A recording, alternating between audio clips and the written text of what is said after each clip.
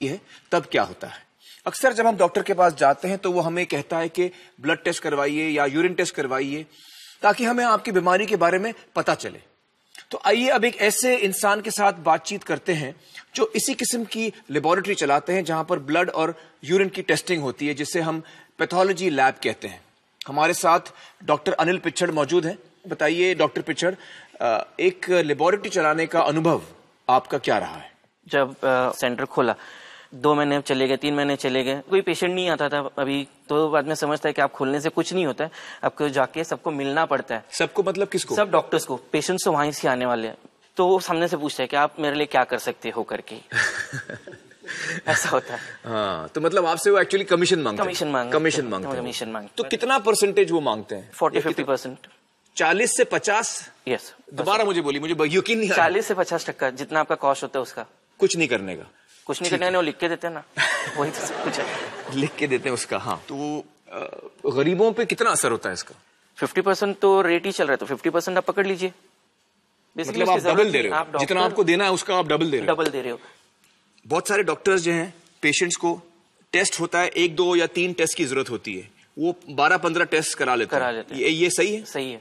मुझे भी एक टाइम कहा गया था कि एक डॉक्टर ने कि बाबा हम लोग 10 लिख देंगे, आप बाकी नॉर्मल रिपोर्ट दे दीजिएगा। मैंने भी इसके बारे में सुना है कि मुझे किसी ने बताया था कि एक टेस्ट आता है, उसको बोलते हैं बेसिन टेस्ट। हाँ, तो मैंने पूछा बेसिन टेस्ट मतलब पेशेंट का खून लो और बेसिन में फेंको। पेशेंट का खून लो और बेसिन में फेंको, सारे जो रिजल्ट है नॉर्मल दे दो, क्योंकि मुझे पता है कि मेरे पेशेंट में कोई तकलीफ नहीं, मैं खामों का ऐसे ही भेज रहा हूँ। Am I right about this? Certainly. आपकी फिर प्रैक्टिस अच्छी हो गई जब आपने? हाँ, काफी अच्छे हुए थे, काफी फ्रेंड्स हो गए थे। हाँ, सब कुछ फ्रेंड्स होते हैं। सब डॉक्टर्स आपके फ्रेंड्स हो गए थे। हाँ। फिर उसके बाद ऐसा हुआ कि मेरे पर्सनल ट्रेजेडी एक हुआ। अच्छा। एंड बचपन से हमें सिखाया जाता है कि आप पाप करोगे तो आपको पाप मिलेगा, जो यही करना है सब कुछ। तो फिर एक दिन निश्चय किया कि नहीं, अभी ये सब बंद करना है, जो होगा वो भगवान देखेगा। और फिर बाद में मैंने बंद कर दिए। तो ग्रेजुअली फिर मेरे दोस्त कम हो गए, रेफरल्स कम नहीं, बंद ही हो गए। तो पहले जो मेरे पेशेंट्स रिपोर्ट लेके जाते थे सब एक्सेप्ट होते थे, आज मेरा लैब का जो रिपोर्ट रहता है वो देख के कचरे के डिब्बे में फेंका जाता है। तो वैसे होता था। फिर बाद में पेशेंट्स आके काफी झगड़ा भी करते थे। हम लोग उसको यही समझाते थे कि मेरी मशीनरी वही है, मेरे रिएजेंट्स वही है, मेरे टेक्नीशियंस वही है, मेरे पैथोलॉजिस्ट वही है, नथिंग हैज चेंज। सिर्फ एक ही चीज बदली है कि जो मैं पहले 100-150 रुपए लेता था तो मैंने आज 50 रुपए में मैं सीबीसी करता हूँ, क्योंकि आपको किसी को देना नहीं है, कमीशन देना नहीं है, तो वो डायरेक्ट फायदा पेशेंट्स को जा रहा है। बाद में माउथ टू माउथ पब्लिसिटी हो जाती है। मैंने काफी बोर्ड भी बाहर डिस्प्ले किया है।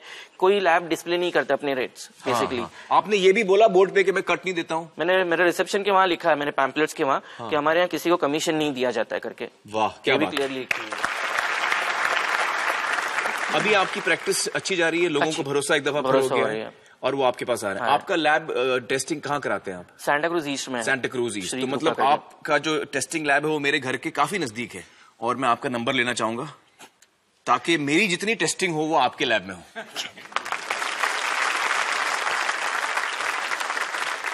दोस्तों, हमारे सामने ये बात आई है कि कट प्रैक्टिसेस यानी कमीशन का लेना और देना न सिर्फ टेस्टिंग और लेबोरेटरीज के साथ कई बार होता है, बल्कि एक डॉक्टर जब दूसरे डॉक्टर के पास मरीज को भेजता है, रेफर करता है, तब भी बहुत सारे डॉक्टर्स कमीशन या कट्स लेते हैं। दोस्तों, इस वक्त हम जुड़ेंगे 3G लिंक के जरिए डॉक्टर अमोल पंडित से, जो हमें इसके बारे में बताएंगे। डॉक्टर अमोल पंडित वेल्स, इंग्लैंड में प्रैक्टिस करते हैं और एक खास किस्म की कैंसर सर्जरी के लिए ट्रेंड हैं, जो बहुत कम डॉक्टर्स कर पाते हैं। Hi doctor Amol, how are you? Very well, thank you. How are you doing? Thank you so much for joining us. मुझे बताइए कि आपने अपनी पढ़ाई विदेश में की, उसके बाद आपने हिंदुस्तान आने का फैसला किया, तो यहां आकर आपका अनुभव क्या रहा?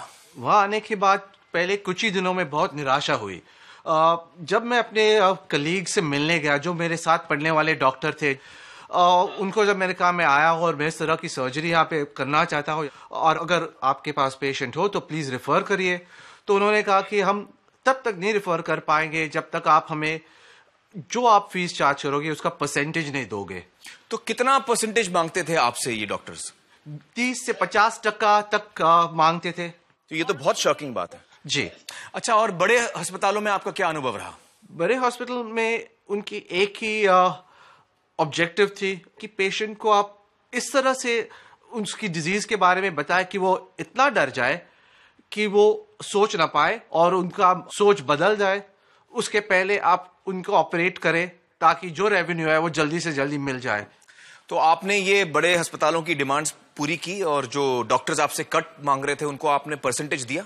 नहीं दिया, इसलिए तो वापस आना पड़ा। आप वापस चले गए और हिंदुस्तान में एक अच्छा डॉक्टर कम हो गया। चलिए, बहुत बहुत शुक्रिया डॉक्टर अमोल हमसे बातचीत करने का। Thank you so much. Thank you very much, बहुत शुक्रिया। दोस्तों, बहुत सारे लोगों के लिए एक ऑपरेशन करवाना उनकी जिंदगी भर की बचत खत्म कर सकता है। कभी कभी बच्चों की स्कूल की फीस पर असर होता है, कभी घर गिरवी रखना पड़ता है, कभी जमीन बेचनी पड़ती है। और ऐसे में अगर 30%, 40%, कभी कभी 50% खर्च ऑपरेशन में नहीं बल्कि कमीशन में चला जाए तो यह निहायत ही दुख की बात है।